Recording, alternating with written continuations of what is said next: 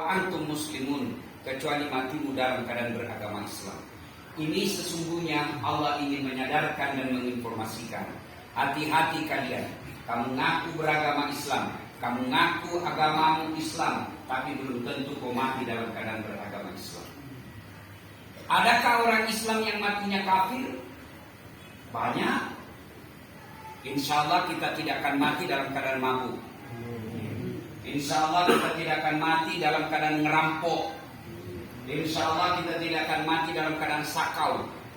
Insya Allah kita tidak akan mati dalam keadaan berzina. Tapi yang bisa membuat kita mati kafir, hubbi aklil haram, suka memakan barang haram. Dan salah satu di antara barang haram itu, pilkada, pilpres, pilcaleg, kalian terima uang sogok politik.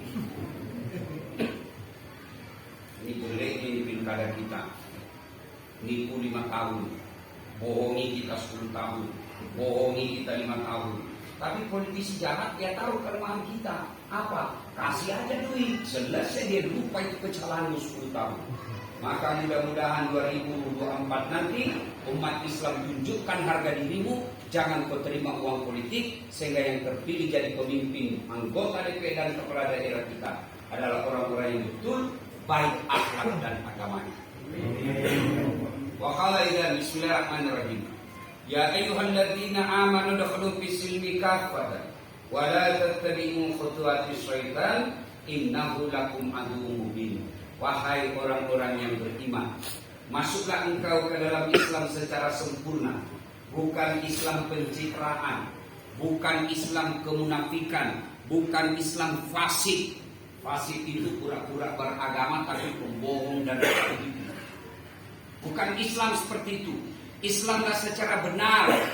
Dan janganlah engkau ikuti langkah-langkah setan, karena sesungguhnya setan itu musuh yang nyata bagi kalian. Musuh kalian bukan polisi. Oh ibu, bu, jangan kau musuhi polisi. Bapak pernah tidak bayangkan seandainya tidak ada polisi di Indonesia? Ibu-ibu pernah bayangkan bagaimana seandainya tidak ada polisi di Indonesia? Rumahmu dirampok, suamimu dibunuh, anakmu diperkosa, hartamu dijarah. Siapa kau cari? Satpol PP. Udah selesai. Siapa kau cari? Polisi. Macet jalan saya pergi pulang, nggak gerak-gerak mobil.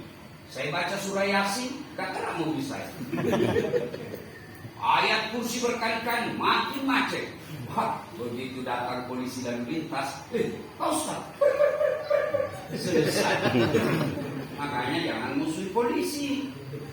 Ibu, Ibu, Pak, tanah dirempok, tanah diserobot, siapa kau cari? Pak Imam, udah mungkin selesai urusan. Siapa kita cari? Polisi. Makanya jangan musuhi polisi. Itu yang ada film Rambo itu cuma satu dari sekian ratus ribu masyarakat polisi Indonesia.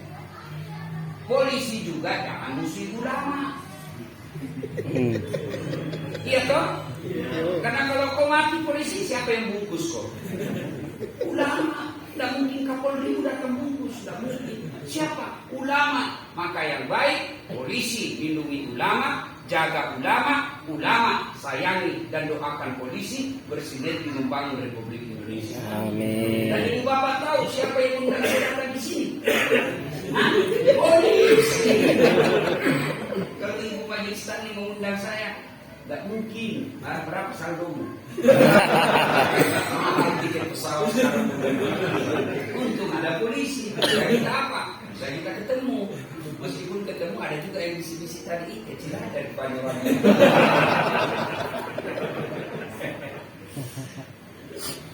Wakala idan, ya. Dan janganlah engkau ikuti langkah-langkah setan. Allah katakan jangan kau ikuti langkah-langkah setan. Dan Bapak pikir ketika kita ceramah begini di musola yang cantik ini, Bapak pikir tidak ada setan? Oh, banyak setan berkeliaran sekarang. Setannya bukan pocong. Apa? Handphone. Jadi ibu-ibu yang pegang handphone itu kau tergoda dari setan. Kalau sudah ceramah masih sih. Setan itu pengaruh perhatian. Simpan dulu HP-mu, simpan dulu. Ibu-ibu yang pegang HP, saya doakan suamimu kawin lagi. Simpan dulu handphonenya, dengan ceramah dulu, dengar ceramah ya. Sebentar, insya Allah manfaat. Simpan dulu handphone. Wa qala idzan bismillahirrahmanirrahim. Innallaha wa malaikatahu yusalluna 'alan nabi. Ya ayyuhalladzina amanu shallu 'alaihi wa sallimu taslima. Sesungguhnya Allah dan para malaikatnya, Allahu Akbar. Allah dan para malaikatnya. Allah perintah puasa, Allah tidak pernah menunaikan ibadah puasa. Allah perintah haji, Allah tidak pernah menunaikan ibadah haji. Allah perintah sholat, Allah tidak menunaikan sholat. Tapi Allah perintah kita bersolawat. Apa kata Allah? Innallaha wa malaikatahu yusalluna 'alan nabi. Ya ayyuhalladzina amanu shallu 'alaihi wa sallimu taslima. Taslima, berselawatlah dengan sebaik-baik selawat. Maka tidaklah berakhlak dan beradab selawat sambil merokok. Sholatullah.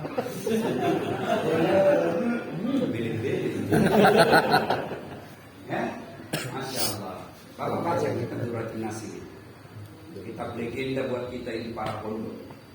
Itu diceritakan ketika Nabi Isra dan Mi'raj, Nabi melihat ada malaikat yang lebih 1.000.000 jari-jarinya. Pak Asep berapa jari-jarinya Pak Asep? 10. Cacat tuh. Dan ada jari-jari kaki. 20.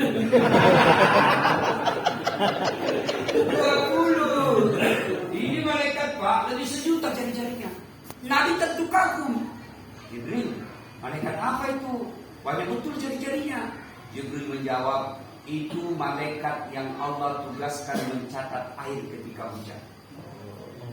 Allah. Ada yang bisa catat air hujan? Sehebat apapun manusia tidak mungkin bisa catat air hujan. Kenapa? Jatuhnya bareng-bareng, jumlahnya banyak dan laju. Biar banyak, kalau jatuh satu-satu bisa dihitung Pak. Ini jatuh bareng-bareng, banyak dan laju. Mana bisa dihitung?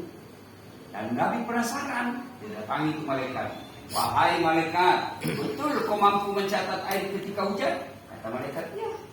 Ku catat yang jatuh di gunung, ku catat yang jatuh di darat, ku catat yang jatuh di laut. Semua aku catat ya Muhammad.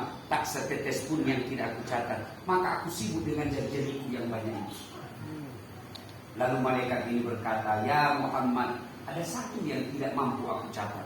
Nabi katakan, kenapa? Lebih banyak jumlahnya daripada air hujan. Masya Allah. Lebih banyak jumlahnya dari air hujan. Apa gerangan kata Nabi? Ketika umatmu berkumpul di satu tempat seperti kita saat ini, lalu mereka berselawat bareng-bareng kepadamu, aku tidak bisa mencatat betapa banyak pahala yang Allah turunkan kepada Allah. Itulah sebabnya ulama-ulama pendahulu kita, kalau mereka kumpul mereka salawatan. Kenapa? Karena mereka tahu dan sadar pahalanya lebih banyak daripada air hujan. Cuma ada sekarang anak muda yang baru belajar agama 2 bulan, pelihara jenggot, celana cingkrang, bid'ah. Tidak ada pada zaman Nabi, prek. Kalau alasanmu tidak ada pada zaman Nabi, semua bid'ah, maka jangan kau bayar zakat fitrah pakai nasi, pakai beras. Kenapa? Nabi tidak pernah pakai beras. Jangan kau ceramah pakai main. Kenapa? Nabi ceramah tidak pakai main.